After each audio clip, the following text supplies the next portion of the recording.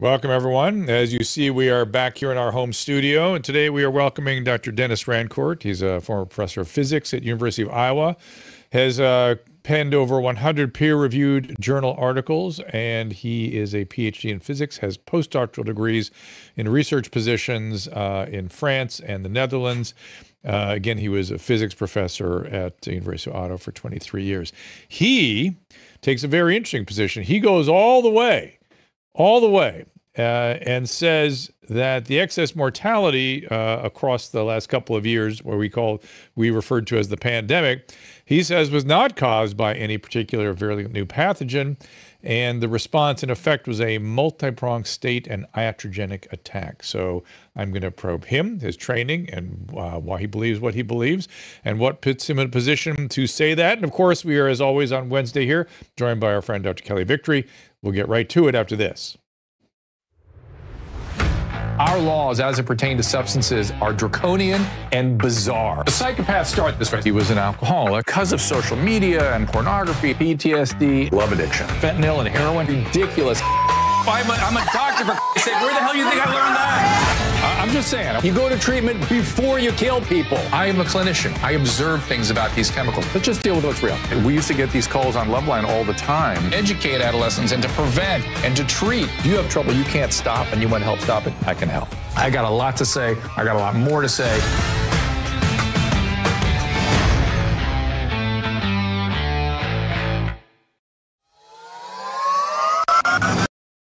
I want to share with you a teeth whitening system that goes beyond merely enhancing your smile. Primal Life Organics Real White Teeth Whitening System offers convenience and rapid results without harsh chemicals. Light, blue light for whitening, red light for gum and oral hygiene, and you can just do both if you wish. Works naturally, promoting gum healing, tooth remineralization, gives you a brighter and a healthier smile. Again, no peroxide involved. Consistent usage yields remarkable results. Take this opportunity to transform your smile and at the same time, optimize your oral health. Aim for 5 times a week for the best outcomes. Discover more about this remarkable teeth whitening system and other products at drdrew.com/primal today. That again is drdrew.com/primal. Be sure to use that link for 60% off. drdrew.com/primal. Do it today for 60% off. You can spend thousands of dollars trying to look a few years younger, or you can skip all of that hassle and go with what works. Genucel Skincare. Genucel is the secret to better skin. In fact, you might have witnessed the astonishing effects of Genucel during a recent unplanned moment on our show, when just a little Genucel XV restored my skin within minutes right before your eyes. That's how fast these products work. I know I'm a snob about the products I use on my face. Everybody knows it. Every time I go to the dermatologist's office, they're just rows and rows of different creams. And then when I get to the counter, they're overpriced. All kinds of products that you can all find at Genucel.com. Susan and I love Genucel so much, we've created our own bundles so you can try our favorite anti-wrinkle treatments, correcting serums, and ultra retinol creams. Just go to Genucel.com/Drew. Use the code Drew for an extra discount and free priority shipping.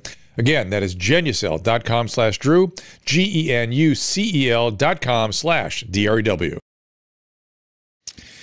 And Dr. Rancourt is up in Canada, of course, as an ugly American. I completely butchered and anglicized his name, so let me give it its due. Denis Rancourt, also DenisRancourt.ca, DenisRancourt.ca, and Twitter is Denis Rancourt. Again, professor of physics, multiple postdoctoral research degrees and positions, and someone who has a very strong position that is radically different than the mainstream, which always interests me. And let me just say it again. I've always said that different opinions are interesting. This idea of misinformation being dangerous is, to me, dangerous. Please welcome Dr. Rancourt. Hello. Pleasure to be here.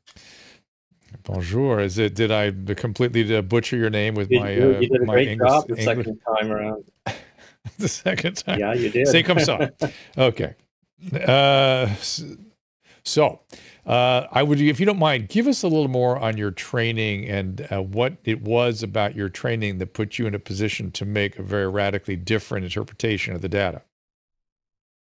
Well, my training, I mean, I've been in interdisciplinary science pretty much all my professional life. I did my degree in physics, both theoretical and experimental physics at the University of Toronto. Then I did postdoctoral studies in prestigious labs in Europe, in the Netherlands, and in France, where I switched disciplines. I went into synthetic chemistry in France, and then I came back to condensed matter physics in the Netherlands, looked at magnetism. And when I was hired at the University of Ottawa, I immediately applied the knowledge I had about measuring things, how to measure things using spectroscopy and so on, to various kinds of problems, and eventually decided to go into an environmental science. I studied environmental biogeochemistry. I studied bacteria in the environment. I studied all kinds of things. So my laboratory was known as being interdisciplinary, and our funding was interdisciplinary. And I specialize in things that you have to know if you're going to attack these problems. You have to be an expert in statistics, statistical analysis. I'm an expert in all the various measurement methods in science. Microscopy, I had an electron microscope in my lab. Microscopy, diffraction techniques, various kinds of spectroscopies, all the measurement tools that scientists use to know things right down to the atomic level.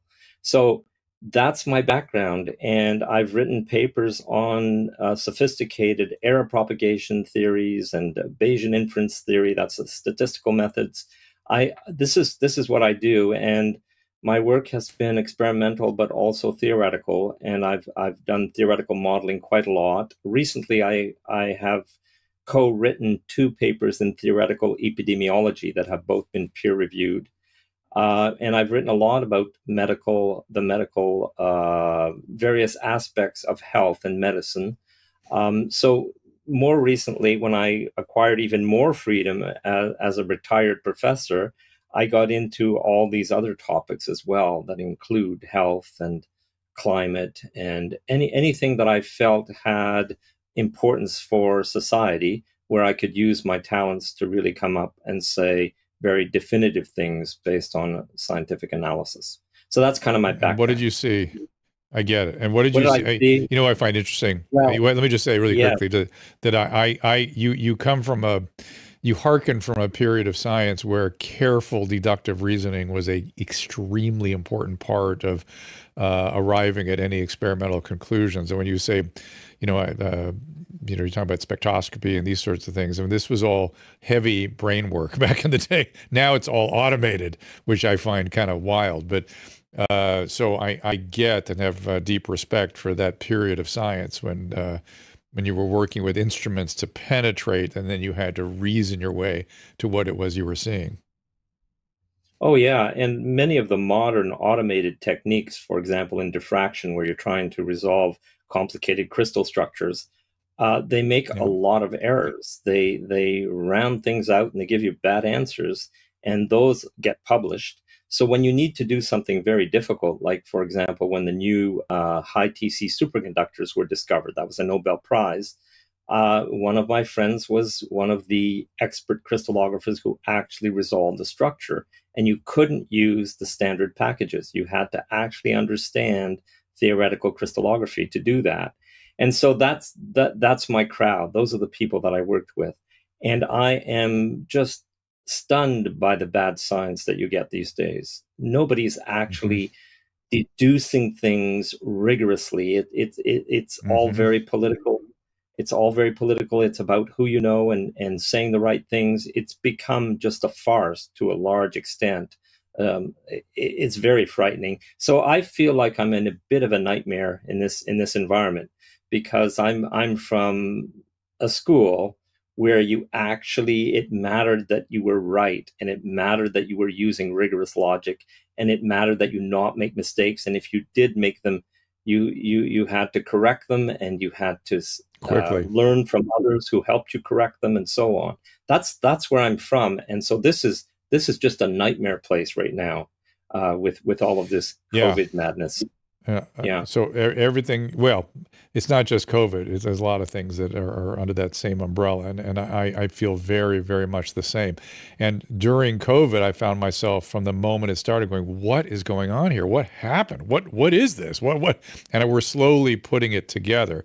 What did you see and what did you think was happening and what should have been happening? Drew, the first thing I did when I saw all the propaganda and the news flash and people dropping dead in the street in China and this kind of nonsense, the first thing I did was to think to myself, well, look, they're claiming this is a pandemic.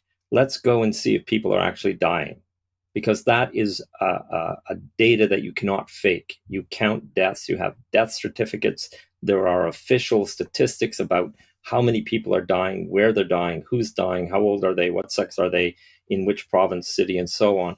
Those statistics of all-cause mortality cannot be faked. I mean, they could be, but they're not. The states, the modern states, have very rigorous methods of counting deaths because it's so important to the state to know exactly if things are happening that cause death more than usual, and also how the population is evolving. So births, deaths, those are important things. And so the data on all-cause mortality is highly reliable. And that means that you're counting deaths as a function of time, for example, by day, by week, by month, by year, and so on. And so you've got it by time, but you also have it by age of the person who died. That's very important because age is the control parameter. It's the main control parameter for death. The risk of dying in the next year goes up exponentially with age. Not many people know this very basic fact. That's right. That's right. So that's what you need. You need that kind of data. And that was, but by the way, in terms of the propaganda, that was one of the first things that was being obfuscated.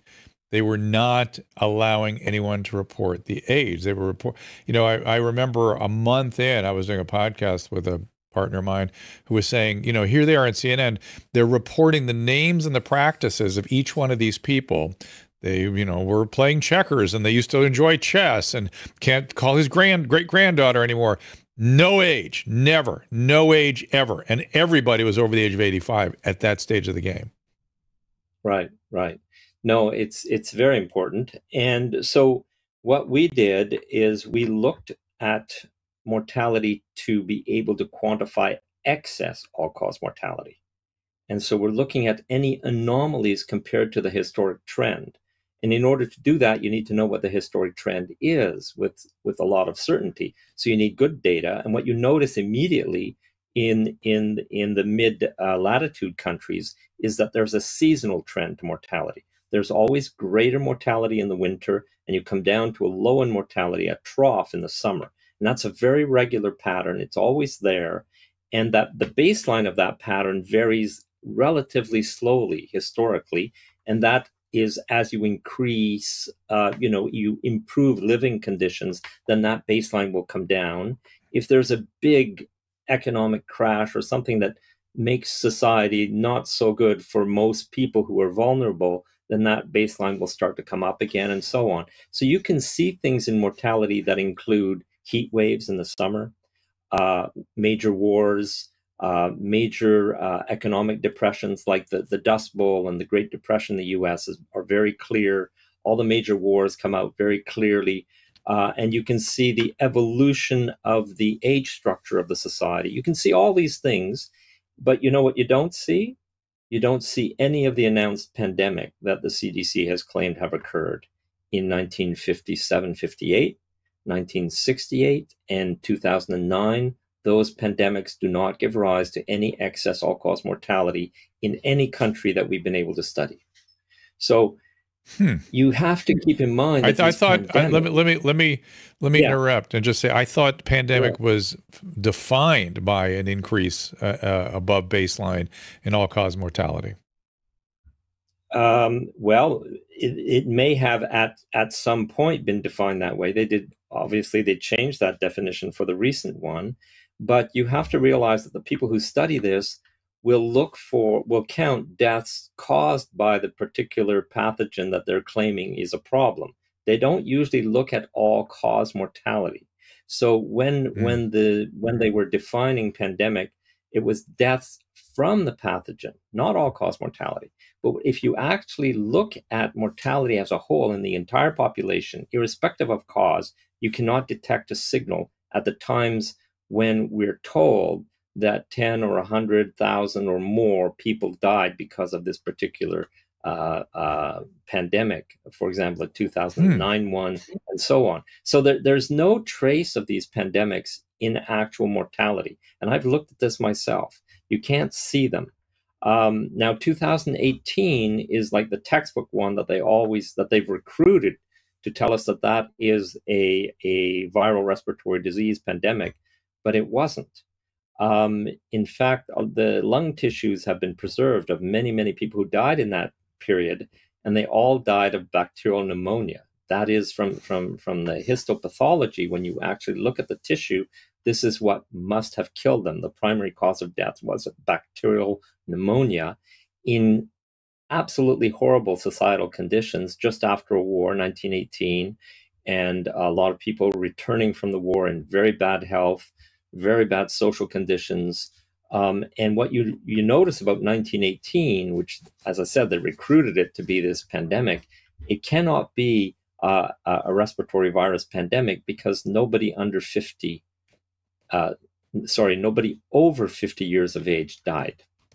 The people who died were mainly young people, children, young adults, and mostly more males, but nobody over 50. So the over 50 crowd in the places where you had this very big increased mortality in 1918, they were not returning from the war. They were not living in these newly created horrendous conditions. They were established, and they did not suffer mortality. This was not a viral respiratory disease. Everything we know about, we think we know, that we claim we know about viral respiratory diseases is that they kill the elderly. So that was not that. Whereas bacterial pneumonia is a killer all the way down to children. So and there have been about 4 or 5 high quality scientific papers that showed that the deaths in 1918 were due to bacterial pneumonia. So that was not one of their viral respiratory disease pandemics. That's the textbook one that they like to throw at us, but I don't think it was. So what we concluded was we looked at all-cause mortality, and we found excess all-cause mortality at very specific places and at specific times. For example, right after the pandemic was announced on March 11th, 2020, there was a huge peak, a surge in all-cause mortality, but only in hotspots, very specific places like New York City, around Madrid in Spain and northern Italy. There were these incredible surges of mortality, but they all were exactly synchronous with the announcement of the pandemic. And they all corresponded to very aggressive new treatments being applied in hospitals when anybody would walk in saying they had respiratory problems. So we were able to show that these hotspots, for example, in epidemiological theory, in pandemic circumstances, you cannot have synchronous peaks like this around the world because the time between seeding of the pathogen and this surge in mortality is highly variable on the structure of the society and on the details in the particular place. There's no way that it could be synchronous in this way. But what was synchronous was the announcement of the pandemic and these new protocols that were being applied aggressively in hospitals. So the first peak that we heard so much about, New York and so on, I'm absolutely convinced was due to the assault of these people in hospitals. So you're saying iatrogenesis essentially, an iatrogenic sort of threat.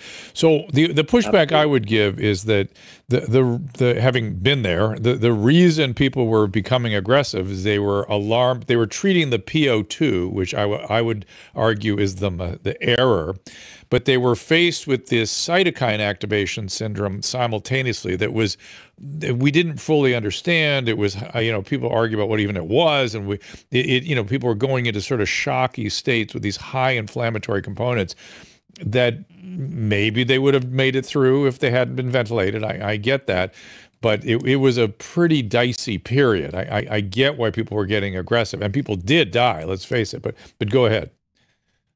Well, yeah, the aggressiveness is clear. In northern Italy, they developed a way to put 2 patients on 1 mechanical ventilator. They opened the doors to major hospitals. And they said, don't stay at home. As soon as you have respiratory diseases, run in here and we'll treat you. Well, you know, and so well, they were doing something bizarre there that had caught my attention right away, putting very elderly people on ventilators. That already was outlying behavior. Very elderly people should have discussed with their caretakers if they ever want to deal with a ventilator under any circumstance. And they were all going on ventilators. So that caught my attention right away. Well, many health care workers have now shared that the reason they were putting people on ventilators is they didn't want it to spread. So they didn't want the aerosols from the lungs of these people. Yeah, I heard about that. So they isolated them by I didn't see that. Just so we're all clear, I didn't see it. Maybe Kelly did. We'll see what she says. But I have heard that.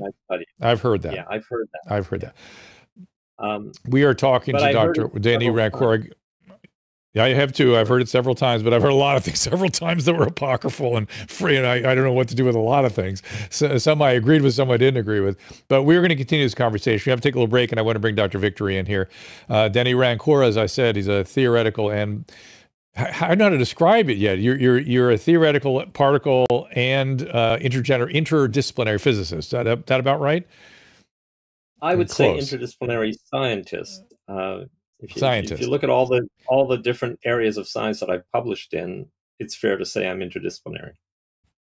He has a nonprofit corporation, correlation-canada.org. His website, Denis Rancourt, DenisRancourt.ca, and Twitter with the same name. And he harkens from an era of science with which I'm very familiar, and I've been lamenting for quite some time that the nature of scientific discourse has been terribly adulterated, and more importantly, the process of the thinking process around science and what many of us were trained in, not only in terms of the scientific method itself having been adulterated in recent years, which I've noticed also. No one ever does a null hypothesis. No one ever does anything that we used to just do routinely. And then the way people think about things is in and of itself almost automated, and that's how we can get into real trouble. So I appreciate the thought today that we're getting into some weeds here. We're going to continue to do so. We bring back Dr. Kelly Victory right after this. I suspect you've seen Susan and I gushing over Paleo Valley products. We love the taste and how well they fit into a paleo-based nutrition regimen. They're delicious, and we use them for travel all the time. But there's more. We are huge fans as well of Paleo Valley's grass-fed bone broth protein. It comes in 3 flavors, unflavored, vanilla, and chocolate. It's a powder you can add to really anything. We add it to coffee literally every day. Smoothies, baked dishes, just hot water, dissolves really easily. The bone broth protein is made with 100% grass-fed and finished bones that are free from pesticides or antibiotics and are slow simmered to extract as much collagen as possible. As we age, collagen breaks down. That's what wrinkles are. And research shows that there are significant benefits to adding a collagen source in your diet. I don't think it's too much to say it's changed our lives. And Susan is now reporting that after drinking the bone broth for a few weeks, her hair is stronger and longer, and nails are stronger too. Try it for yourself. You can order at drdrew.com/paleovalley and use Dr. Drew at checkout to save an additional 15%. A lot of you have been asking for more information about how to counter the adverse effects of the spike protein from COVID infections and the COVID vaccine. The spike protein is not your friend. Let's just say that. So I'm glad we have the wellness company Spike Support Formula as a sponsor, especially since renowned internist and cardiologist Dr. Peter McCullough, who's also chief scientific officer of the wellness company, is one of its champions. There's some very intriguing research around nattokinase, which might be a way to take on the spike protein. Listen to this. So start, if you would, with talking about nattokinase, how you got to that and where you see its application. So with the viral infection or the vaccines, the spike protein stays within the body, and it's found in the heart, the brain, the vital organs, and it's causing problems. The Japanese have been using this for heart and vascular disease now for 20 years. It's safe. It is a form of a mild blood thinner, that it dissolves the spike protein nearly completely. Spike Support Formula is the only product on the market containing nattokinase, dandelion root, and a host of other antioxidants, all showing promise in helping you protect yourself and your family. To order this unique, specially formulated supplement, go to drdrew.com/TWC. That is drdrew.com/TWC. Use code DREW at checkout for 10% off today. President Trump recently issued a warning from his Mar-a-Lago home. Quote, "Our currency is crashing and will soon no longer be the world standard, which will be our greatest defeat, frankly, in 200 years. There are 3 reasons the central banks are dumping the U.S. dollar: inflation, deficit spending, and our insurmountable national debt. The fact is, there is one asset that has withstood famine, wars, political and economic upheaval dating back to biblical times: gold. And you can own it in a tax-sheltered retirement account with the help of Birch Gold. That's right, Birch Gold will help you convert an existing IRA or 401k, maybe from a previous employer, into an IRA in gold. And the best part, you don't pay a penny out of pocket. Just visit birchgold.com/Drew for your free info kit. They'll hold your hand through the entire process. Think about this. When currencies fail, gold is a safe haven. How much more time does the dollar have? Birch Gold has an A+ rating with Better Business Bureau and thousands of happy customers. I do not give financial advice, and previous performance is no guarantee of future performance. Visit birchgold.com/Drew to get your free info kit on gold. That is birchgold.com/DREW. Some platforms have banned the discussion of controversial topics. If this episode ends here, the rest of the show is available at drdrew.tv. There's nothing in medicine that doesn't boil down to a risk-benefit calculation. It is the mandate of public health to consider the impact of any particular mitigation scheme on the entire population. This is uncharted territory, Drew. Dr. Kelly Victory, I give you Dr. Denis Rancourt, and he is lamenting the state of affairs that you and I have been lamenting for quite some time. The lack of vigorous debate, to quote Kelly Victory. Absolutely. Dr. Rancourt, thank you so much for joining us. I've really been looking forward to the conversation. And as I think you know, you and I share a very common, in common, the belief that this was not what we were led to believe in terms of a pandemic. One of the things I want to get on the record right off the bat, because I've laughed throughout this last 3.5 years, is when I take criticism from the haters, which is relatively often. One of the things I find amusing is that people will say, well, you're not an epidemiologist, Dr. Kelly, or you're not an infectious disease expert, or you're not a virologist, so you shut up. And I would submit to you that somebody like yourself, who is a brilliant scientist, is precisely in the position to analyze what's going on here, because you not only understand, deductive reasoning and have tremendous critical thinking skills, but you understand the measurement systems, you understand what data analysis and all of these things. And that is what it takes to be able to critically and clinically assess what's been going on. You needn't be a virologist or an epidemiologist to come to the conclusions that you and I have both come to, which is specifically that the damage that was done was not the result of a virus. I will say that the word pandemic doesn't include death. It has nothing to do with the death rate. It has to do with the infection rate. So this did, in my estimation, my opinion, meet the definition of a pandemic, because when you have an extraordinarily contagious, highly transmissible virus, relatively mild one at that, in the form of this coronavirus, it may well have reached pandemic stage, meaning, 96% of the population fundamentally probably did get exposed to and have it. The issue is it didn't matter, because the virus itself was really quite inconsequential.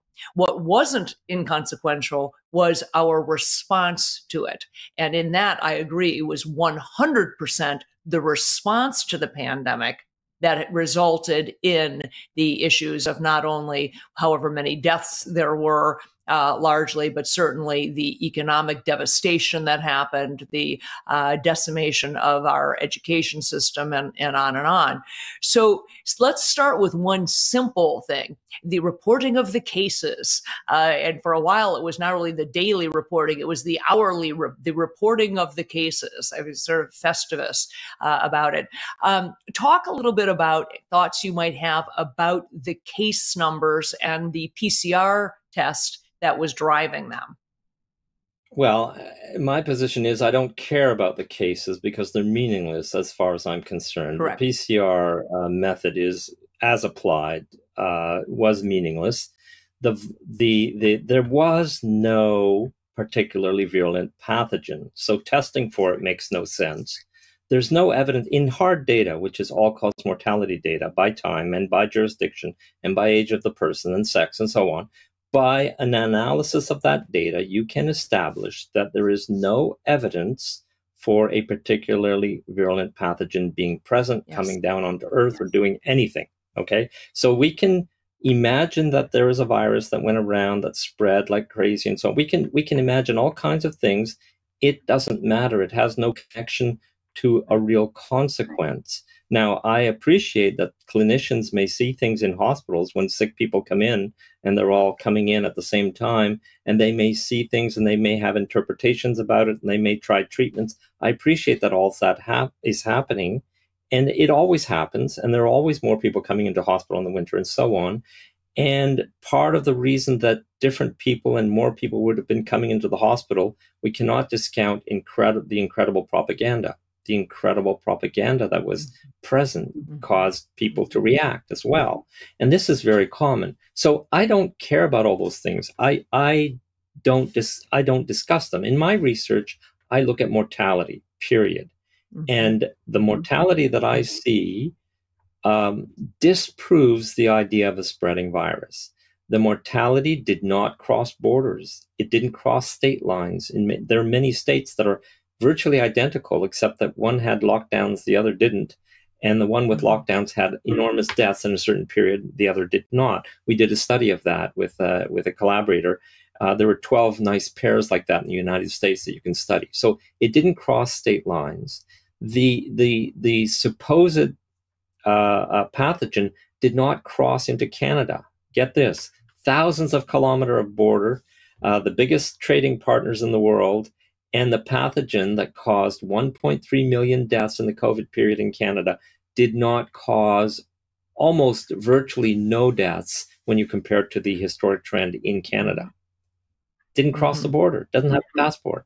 This pathogen, which is supposedly a virus, according to clinical studies, is supposedly killing mostly elderly people. Well, when you look at excess mortality by age, by state in the US, there is no correlation. When you look at mortality versus median age, for example, with the 50 states in the United States, you get a shotgun pattern, no correlation whatsoever.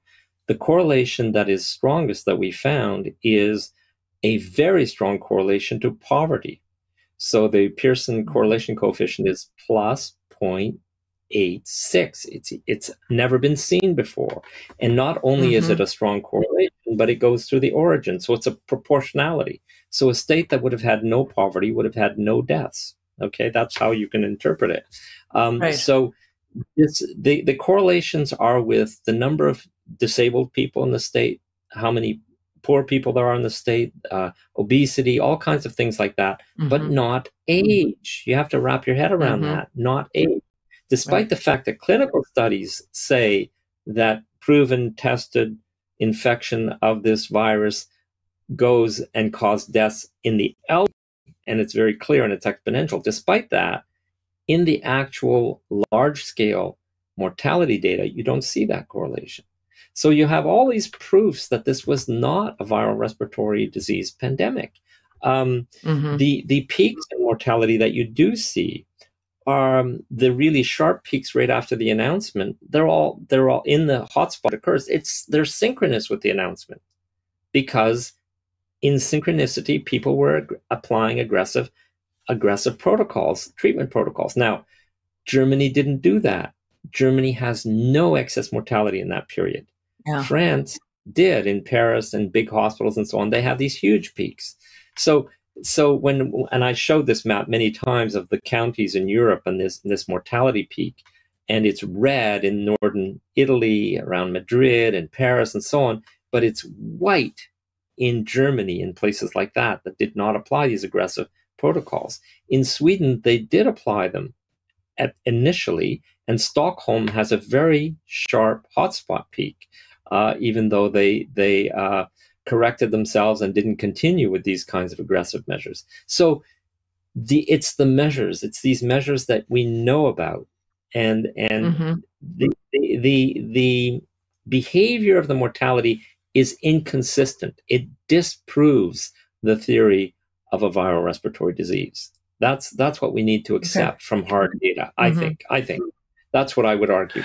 And so I appreciate that we're putting a lot of thought into treatment, and we could have treated, for example, there's ivermectin is a very powerful treatment for bacterial lung infections, and we know that there were a lot of bacterial lung infections that caused deaths. If you look at the death certificates in the United States, one of the comorbidities, the most common one, is bacterial pneumonia. So there was a huge epidemic of bacterial pneumonia in the United States that was not treated. The prescriptions to antibiotics was dropped by 50% in the COVID period in most Western countries. So mechanistically, I think that pneumonia was one of the big mechanistic causes of death, but the real underlying cause of death was how we treated people. The incredible physiological and psychological stress puts you in circumstances where you're more susceptible to suffering from these infections and to dying from them. And this is really well known. So I would say that the cause of death was the assault, the treatment, and the effect on stress, which in turn affects the immune system. There's a huge body of scientific knowledge about that. So we have to stop thinking of the cause of death as being, well, which pathogen did it, or which 2 or 3 pathogens did it? How was the lung infected? Let's look at the ecology of the pathogens. We have to stop thinking like that and admit that there are always pathogens, that we have bacteria in our mouths that when they go down into the lungs, they can kill you under circumstances where you can't fight that infection properly. We have to stop thinking that the pathogens are the cause and admit that the cause comes from the conditions under which we put vulnerable people. That's the big cause of excess mortality. So that's where I'm headed with this analysis of mortality. Yeah, well, I agree with you. A lot of MDs get very annoyed with me because they have seen people come into hospital. They have tried to treat them themselves. They have discussed treatments with their colleagues. And so when I tell them, well, sure, and that's your job, and you do that, and you try to relieve suffering, and you do the best you can. But from my perspective, when I look at all-cause mortality, there was no particularly virulent pathogen, and nothing spread like they say it does. Well, I agree with you, first of all, that there was no particularly virulent pathogen. I also agree that we were living through a period, an unprecedented period in medicine of therapeutic nihilism, where we treated nothing. Including, frankly, people who we said had COVID. So we weren't treating bacterial pneumonia. We weren't treating inflammatory processes. We weren't treating any of these things the way we normally would. We only tested for COVID. What happened to influenza? The influenza cases plummeted. Documented cases of bacterial pneumonia were almost non-existent for 2.5 years because we refused to actually acknowledge them. And in the United States, there was a financial incentive to do that. I don't know if you're aware of that, but it was to the tens of thousands of dollars. Hospitals were paid in addition, if they had COVID as an admitting diagnosis. And, the big winner was if you had COVID on the death certificate, you got a huge windfall financially. So that may not have been the case in Canada or elsewhere, but in the United States. Let's talk about the USA a little more. Let's talk about the USA a little more. In the United States, not many people know this, but if you do epidemiology, you will notice this. There are states in the United States where the prescription of antibiotics is much higher than other states. And it's very systematic. It's the southern states where there is a large populations of poor people. So there, the prescriptions of antibiotics are very high. Why? Because they routinely get more lung infections. The lung is the organ that will most likely be infected more often because of its contact with the air and everything. and its susceptibility as an organ and so on. And so most of those extra of those extra prescriptions are fighting lung infections, bacterial pneumonia, basically. Now, during COVID, in all the Western countries that we have data for, prescriptions for antibiotics dropped by 50%. They were telling MDs, the establishment was telling MDs, this is not bacterial, so don't prescribe antibiotics. Don't treat for bacterial infections. It's just incredible. But the excess mortality that occurred in the U.S. is red in those very same states. That's where the mortality mostly occurred, in the United States. That's why you have this incredible correlation to poverty and so on. Two questions. Well, one comment and a question. Well, one is that not only was antibiotic not used. I mean, if you treat a lot of viral pneumonia in the elderly over the years, and we almost always added antibiotic because there is often super infection by the time somebody gets to a hospital. That's the really interesting thing about this pandemic, is there was an injunction against doing anything other than the prescribed protocols and what do we call it? The canon of allowed treatments that were being prescribed from above rather than the clinical situation. So that to me was that's the core issue in this whole thing. But gosh, there was another point you were saying about people dying from Well, what I was going to say is just with regard to your observation, rightly so, of the higher incidence of antibiotic usage in the southern part of the United States. That's where I trained. That it's not only because of poverty, but it's because of the higher incidence of obesity, diabetes, and smoking in that same population. Well, I didn't see smoking, but I found very strong co-correlations with obesity and diabetes. Yes, I did. Yeah. So you're correct. So switch gears just a little bit here. You are someone who has published many, I think, studies in the hundreds in peer-reviewed journals. I have only a handful to my name, so you have a lot more experience in that world. One of the things that has been sort of overwhelming is the right word to me, and is my greatest existential struggle right now, is coming to grips with the fact that what I believed were storied medical journals, trustworthy, the place where I went, the Oracle. I am now realizing into my third decade practicing medicine, that it's largely propaganda, and that what I believed was the truth and the scientific truth is really the marketing arm for big pharma. And I'm still struggling with what I'm going to do with that information and how I'm going to manage practicing. But from your perspective, what did you see, and how early were you aware that what was getting published or not being published was problematic? And this may have way predated, in your case, COVID. I don't know. I'd love to hear your thoughts on the journals. Well, that's another long story. Peer review itself is a very modern invention. The notion that scientific journals would use anonymous peer reviewers is post-World War II. And it was specifically put into place so that scientists would self-censor and follow what the funding agencies wanted them to work on. That's why it was put in place.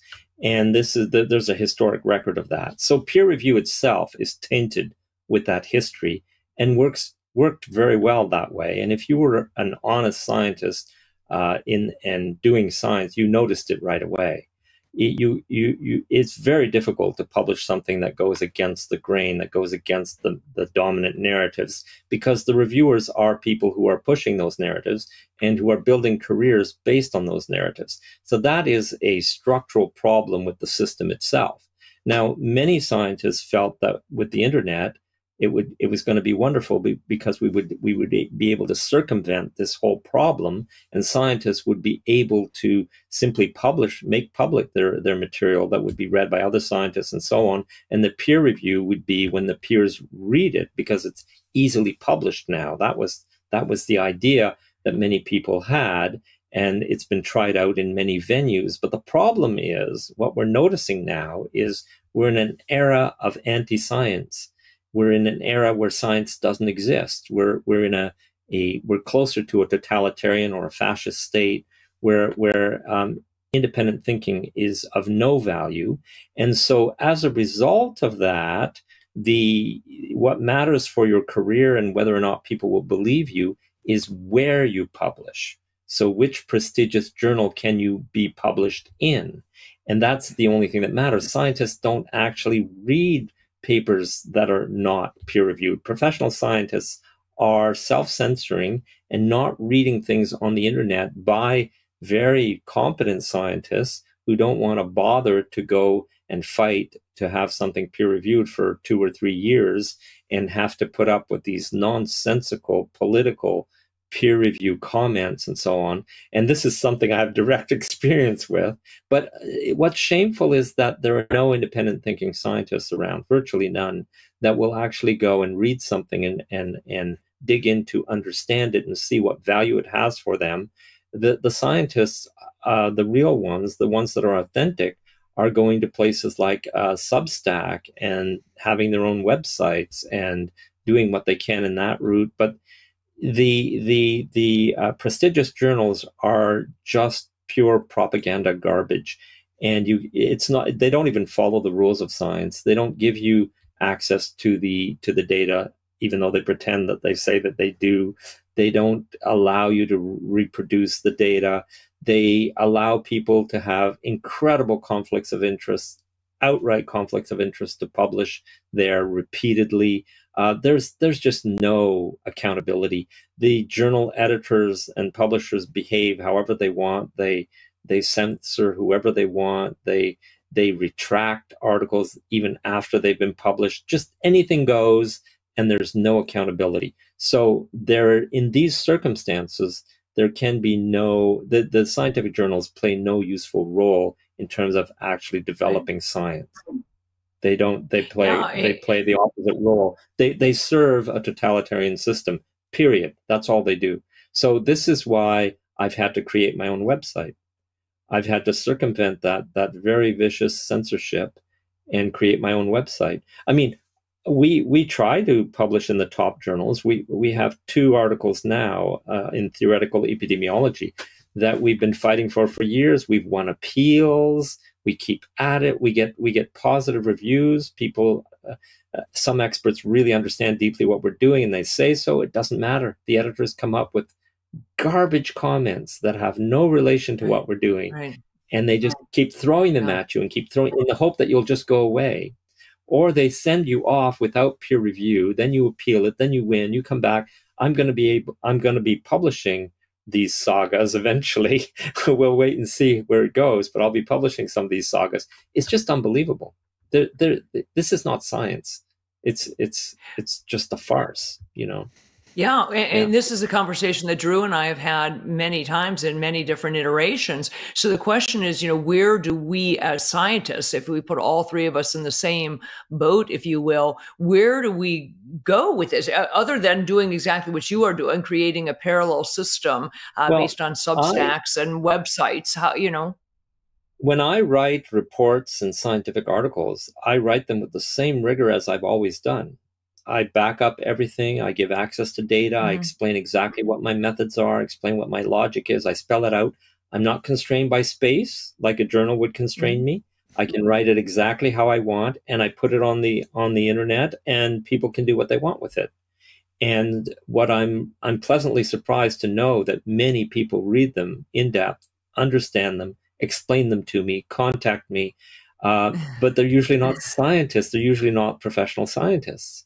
They're engineers that are doing this as a pastime, or they're former scientists, but and they have the freedom that they're not at work anymore, and so on. But there are relatively few scientists will write to me, that have a career, will write to me and say, "Wow, you nailed it. I had not noticed that." That's happened to me. I can count times on the fingers of my hands. What is going on there? What Kelly, we kind of know what goes on in medicine. We're a doc. No, it's careerism, but I'd like to know a little more about that, because Kelly and I kind of understand that doctors are all working for hospitals and big systems, and these things have absolute fiat control over their decision making, or at least what they're able to do, if not their actual decision making. And I have mixed feelings about the literature, because I've been involved with some publications where I'm like, but normally, like things that's a good study and that sort of was normally published, particularly in subspecialty journals, maybe not in the big names, the Nature and the New England journals and the Science and the big ones, but in the Journal of Urology, and where there's really useful clinical information being provided to other people that work in that field. So I'm kind of mixed feeling about the literature itself. But where is this totalitarian state? Is this happening to academia generally? Is this not exclusive to science and just happening all over the place?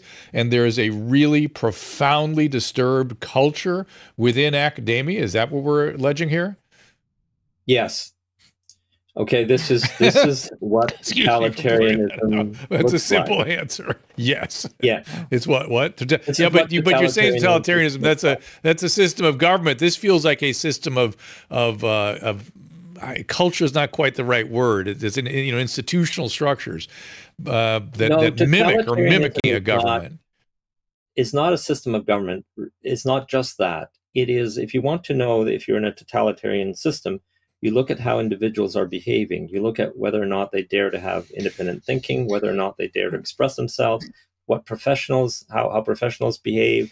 Are they using their professional independence or not? But let me keep pushing back and say this happens in organizations of humans all the time, right? People get along to get along, go along to get along, and this is a common thing. But this now has become something more, where there's an indoctrination and an ideology and a sort of almost a set of principles that people are operating from that don't include the principles that they're supposed to be operating from. I've written about this, and I'm in contact with theorists who work on this question of the stability of democracies and the march towards totalitarianism from theoretical point of view.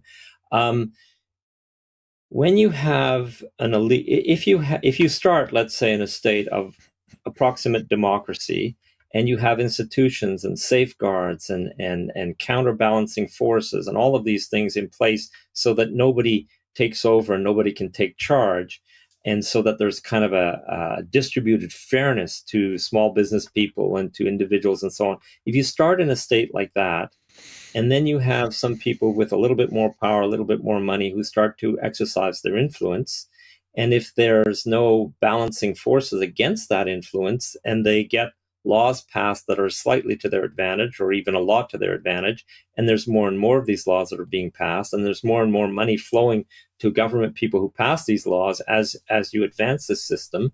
This is a simple word for it is corruption, and that corruption has a life of its own, and it marches you and your institutions and your governments and individual behavior and behaviors of politicians and lawyers and judges. It marches everything towards what can be called a totalitarian system, which means that the opposite of democracy.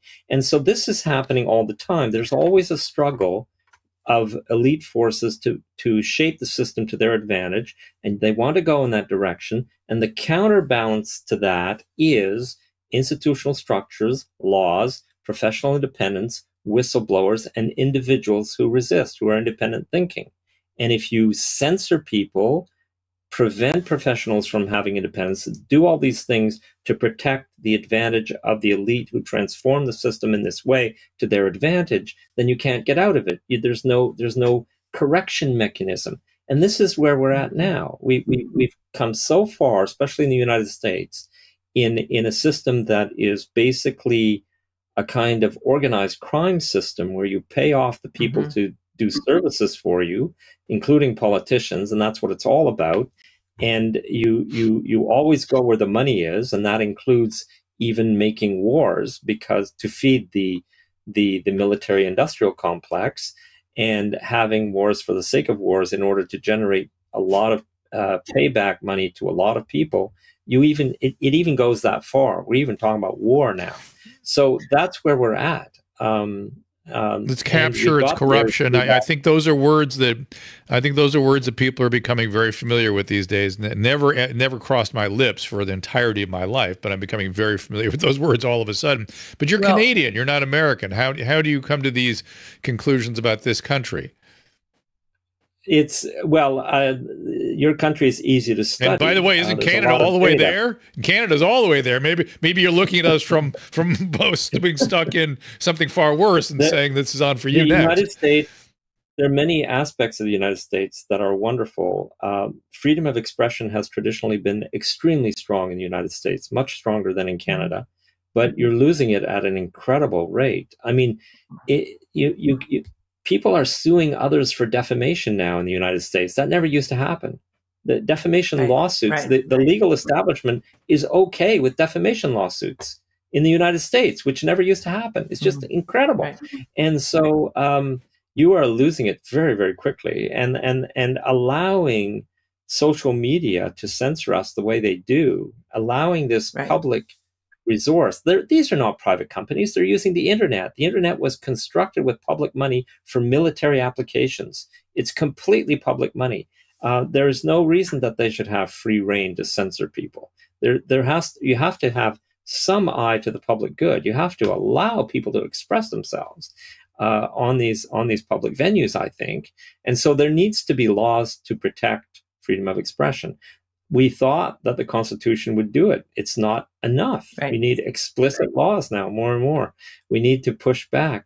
But so that's how I see the corruption. And this is well documented. Many people have studied this in detail. There are a lot of influential people who are on the boards of everything and who decide that there's going to be less democracy and that things are going too far and that this is the kind of controls that we're going to put into place, and that these people can make money and these people cannot make money, and so on. There's a class war right now in the United States. It's incredible. Small business people are being decimated, and the working class is we're taking all of its power and resources away. It's just incredible. Only the professional classes that serve the U.S. global system are allowed to have a good life.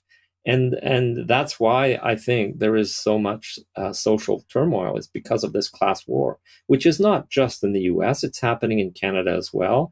You can see it with Brexit in the UK. You can see it with the yellow vests in France. You can see it with I would argue that the Trump movement is a consequence of that class war and is a representation of that class war. So I think people don't want war. They want a good life, and the war machine is pushing ahead, and only the professionals are given a place in the sun in this project. So these are all the things I see. Now you're asking me questions way beyond the research on all-cause mortality that I've done, but those are the observations I make. Well, first of all, I don't think that you overestimate the rate at which we are losing our civil liberties here in the United States. I think it's absolutely devastating. We are in the midst of a cultural revolution, no different from what we saw by the Chinese Communist Party, and scientists, artists, teachers, whoever you are being silenced. We are being silenced. I myself. Well, we don't need China to teach us how to do this. The U.S. and the Western world has been doing it very well for a long time. It's been devastating ever since the 70s. It's been systematic and devastating. So here we are. This is the result. Circle back just I'm watching the clock wind down here, and I want to ask you one other issue related to the pandemic. You were talking about, the virus itself and the legitimacy of the virus as causing deaths or not. Talk about everything else that happened: lockdowns, mask wearing, the insanity of, quote, social distancing, the psychological warfare. Have you put much thought into how those very things contributed to death and certainly to people's unhappiness, but to actual death and disability and disease? It's very hard to answer these questions, and the reason is no research is being done. This is where we've just been through a period of massive excess all-cause mortality. Normally, you would investigate this and you would try to figure out why in these states there was a peak in excess mortality in midsummer, for God's sakes, and repeatedly 2 summers in a row. How could this happen? What was going on? And you would send out teams of researchers, including social workers and psychologists and MDs and a whole interdisciplinary team, and with an eye to a criminal investigation, to look at this in terms of cause and what really happened. Who died? How did they die? Under what circumstances? And let's do enough of this study, field work basically, to figure out what's going on here. And none of that kind of research is being done whatsoever. It will not be funded. Nobody the establishment will not fund that research. And so this is what you need. You need actual criminal-like investigations to go in and look at these things on a large scale. And so I can only basically guess and look at relationships and associations. So I see, when we did that study comparing 12 pairs of states in the United States that were identical except that one had lockdowns, the other didn't, and we saw this vast, statistically significant difference in all-cause mortality, excess all-cause mortality, I say, well, okay, there's definitely a relationship here. Now, who were these additional people who died? Because remember, this is excess mortality. People are dying all the time of all the usual causes, but now this is an excess. Okay, when you see a death, you can't say, okay, that's an excess death. You don't know.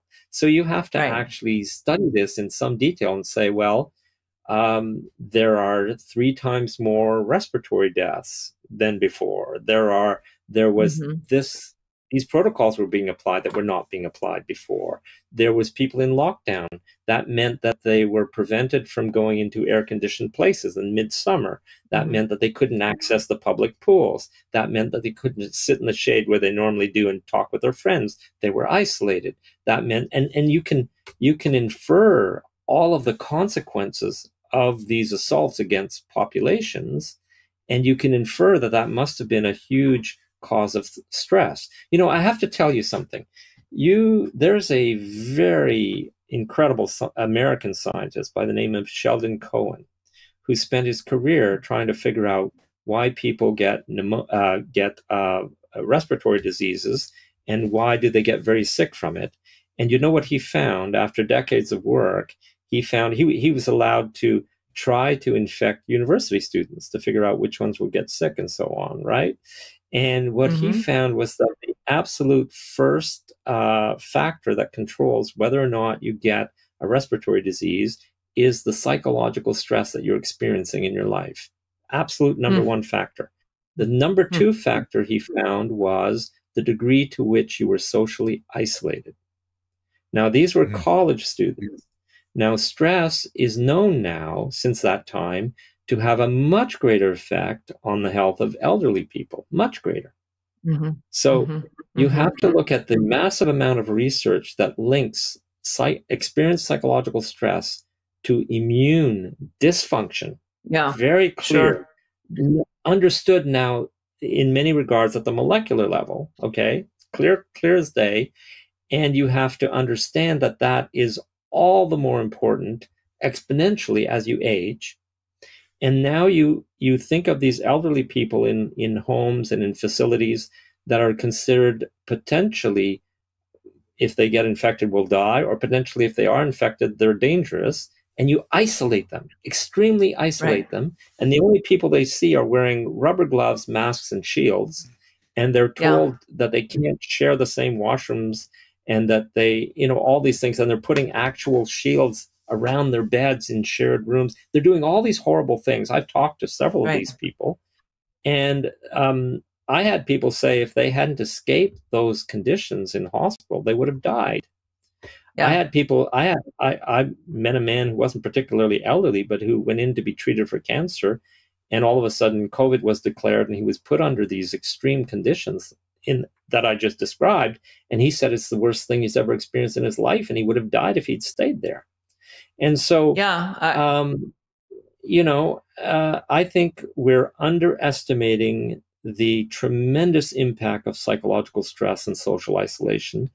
And especially you have to understand that in the United States, there are 13 million young adults and adolescents who are certified disabled because of a severe mental disorder. And these people are heavily drugged. They're a cash cow for the pharmaceutical industry. And if you isolate these people and take away their caregivers and take away their support systems, many will die. And there is a strong correlation between the number of disabled people in a state and excess mortality. So these are the things that we need to discover and understand. It's not about the people who are healthy enough to go into your office to be listened to and treated individually. These are not generally the people who died. The people who died were poor and disabled in the United States. Let's put it that way, plain and simple. So let's go and find out how they were treated and how they died. Right, and those were the ones we were supposed to be trying to protect, and of course, those are the ones we gave the worst outcomes to. But I'm going to push back on this issue of the 13 million disabled with mental illness. Most of those, because they're chronically disabled, are on the public system, and in that system of healthcare, you're not allowed to use medication other than generic, particularly on the psychiatric side. So pharmaceutical companies are not making money, specifically not making money. They are medicated, but they're medicated on medication that you cannot administer because they're in the public system. Okay, thank you. I was going to push. I was going to say that the other thing that I think that people have failed to recognize is the healthcare that didn't happen, the preventive care that didn't occur during the 3 years, peak years of this quote pandemic. Almost nobody got a screening colonoscopy, a mammogram, follow-ups for their diabetes. They didn't get their stress tests. The kids didn't get eye and ear exams. We didn't do mental health screenings. I would push back on that. I would push back on that because many jurisdictions, including in the Western world, had no excess mortality whatsoever until they rolled out the vaccines. So they were not doing those they were not treating them in that way. They were not, they were still barred from hospitals and everything, but they didn't die more. But what I'm saying, for example, Australia.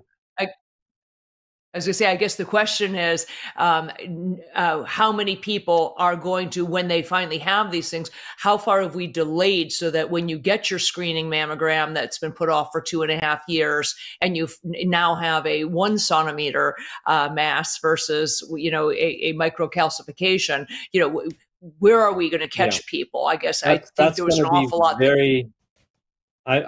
My sense is I won't be able to see that in all-cause mortality. But if you did a field study, you might discover it. But it's not something I'll be able to detect. I don't think it's important to detect. But there's another important thing here. And Drew made a comment about these are the people we're supposed to protect. One of the things we discovered is that the risk of dying per injection of the vaccine rises exponentially with age. And the doubling time is 5 years in age. So it dramatically rises exponentially with age. So the risk from the injection itself is dramatically higher for elderly people. And these are precisely the people that were prioritized to be injected. So we quantified that risk, and we found that for all ages, across the board, it was 1 in every 2,000 injections on average that caused death in the Western world.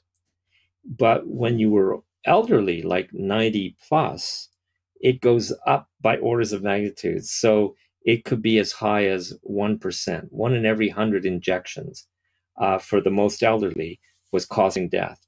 In India, because they were going after and injecting specifically the people with comorbidities, they had a list of comorbidities of people they wanted to inject.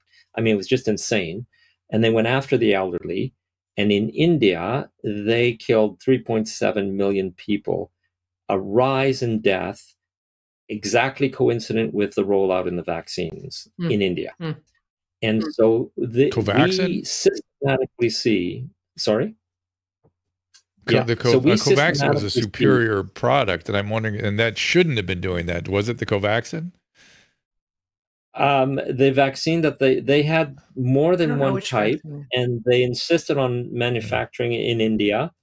But the rollouts exactly coincide with this huge surge in mortality that is unprecedented for India. Nothing like that anywhere else in the world, whereas they had absolutely no excess mortality until they did that. Okay. Yeah. So I wrote an article just on India, and it's one of the most striking cases. But there are many, many cases where you see the rollout of a booster and a peak in all-cause mortality exactly at the same time. This is over and over again. And or the initial rollout, especially when they prioritize the elderly, you see a surge in mortality, excess mortality. So I am convinced that there's a definite link between the injections and induced mortality, whatever the mechanism may be, because these cannot be coincidences. And when we quantify them, we always get the same numbers. I have what we call the vaccine dose fatality rate, all ages, that is quantified for different countries, and we always get about the same number. Whether it's the US, Canada, Australia, Israel, we always get the same number. It's 1 in 2,000. Every 1 in 2,000 injections causes a death. All ages, okay? So there is no doubt in my mind from the statistical analysis of all-cause mortality that the vaccines do cause death. Now, you can say most of the time they don't. Well, that's true. But are you okay with 1 out of every 100 injections for the most elderly causing them to die? Are you okay with that? Is that acceptable? It's only one in 100. But you opened though with the data about rolling death rates in people over the age of 90 being so high already. Yes. Right. And yes. so how did you account for that number? Yeah. Well, precisely. I'm talking about excess mortality. I'm talking about excess mortality.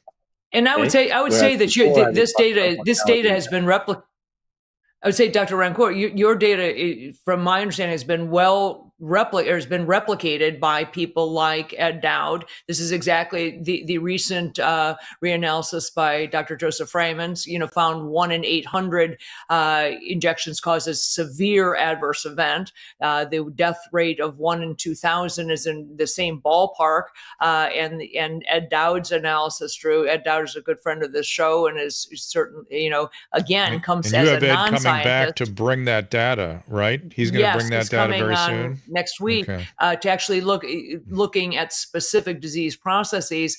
I think the correlation with and granted, it is a correlation at this point, and everybody knows correlation doesn't prove causation, but the reality is somebody has some splaining to do. And if you don't think it's the vaccine, I'm all ears to hear what your theory is for those people who don't think it was the vaccine. For me, like you, Dr. Rancourt, I think it's quite clear that these two things are associated. Go ahead.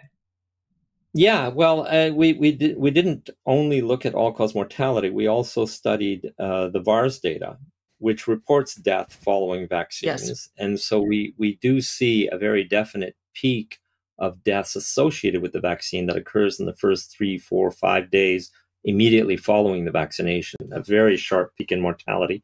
And then what we found, and no one else has reported, is that following that, the deaths fall off exponentially from that peak, okay? And that exponential decay is about 2 weeks. 2 weeks is the half-life, and so it lasts for about 2 months. And because you have that very regular exponential behavior, we believe there's a causal relationship between those deaths that occur following the vaccine within that smooth function and in relation to the injection. So we've analyzed that as well. And we've also looked at the dependence on which dose you're getting. We analyzed the VAERS data. And what we found in the VAERS data is that the death from that are associated with the vaccine in this way also, again, go exponentially with age. So you can do plots of median age versus excess deaths from the VAERS data, and we see an exponential increase with the same doubling time as we see in all-cause mortality.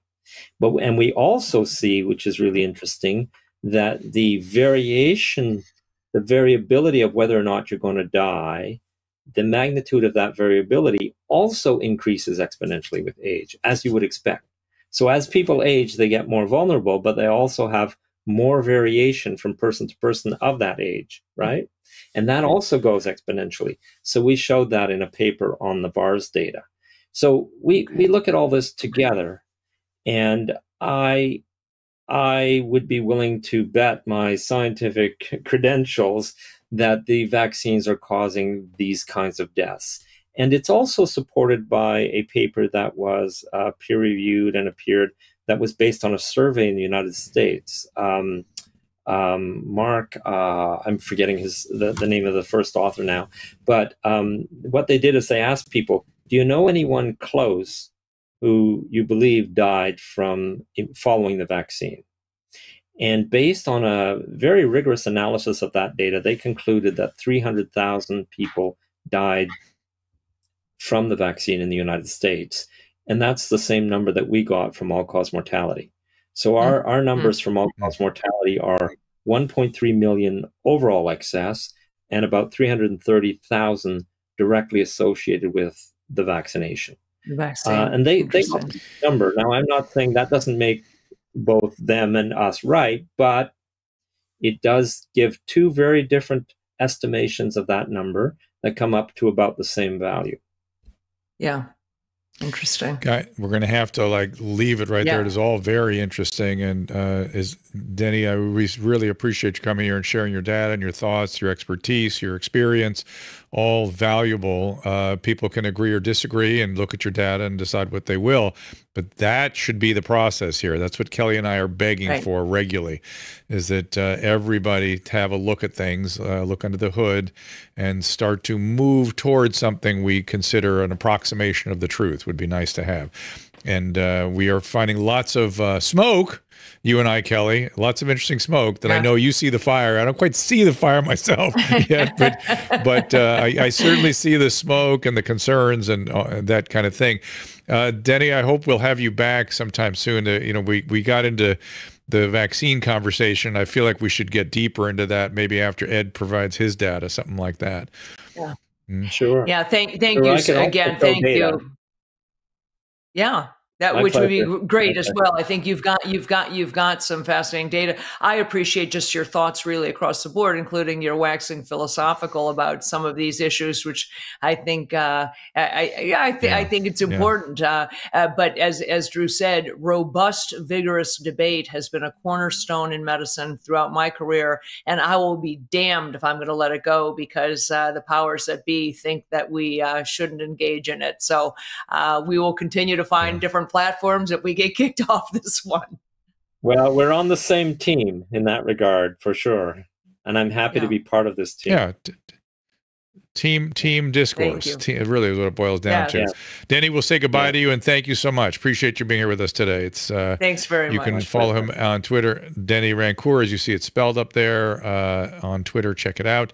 Kelly, of course, is earlycovidcare.org. Caleb, maybe we can put the other, there it is, Denis Rancourt, at Denis Rancourt.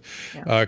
Caleb, maybe you can put up the upcoming guests up there on the screen and we can Kelly and I review what's coming. I think we have Ed Dowd coming next week. We have Ed Dowd coming on Tuesday. Yes, we do. And I have then Wednesday. Wednesday coming in tomorrow. Psychiatrist. Michael Yaden from former Pfizer. Yep. And then Steve Kirsch coming on. So we've got a bunch of big shows, and then Joseph Freeman, who did the reanalysis of that I was just referencing with Dr. Rancourt. Dr. Freeman just did a reanalysis of looking at vaccine injury data, so he's going to talk about that. So a lot of good shows coming up. Starting. Thank you, Kelly. And then Mark tomorrow is Mark McDonald. He's a psychiatrist who speaks very, very eloquently, clearly about mass formation and the hysteria we've been in and continue to wax and wane through. I'm getting a larger sense of the histrionics that have been present for quite some time now, and I wasn't as aware of how profound and acute they were until COVID hit, and now here we are. Yeah. Well, thank you, everybody. Thank you, Kelly, Dr. Rancourt. We will see you tomorrow at 3 o'clock Pacific time. See ya. Bye now. Ask Dr. Drew is produced by Caleb Nation and Susan Pinsky. As a reminder, the discussions here are not a substitute for medical care, diagnosis, or treatment. This show is intended for educational and informational purposes only. I am a licensed physician, but I am not a replacement for your personal doctor, and I am not practicing medicine here. Always remember that our understanding of medicine and science is constantly evolving. Though my opinion is based on the information that is available to me today, some of the contents of this show could be outdated in the future. Be sure to check with trusted resources in case any of the information has been updated since this was published.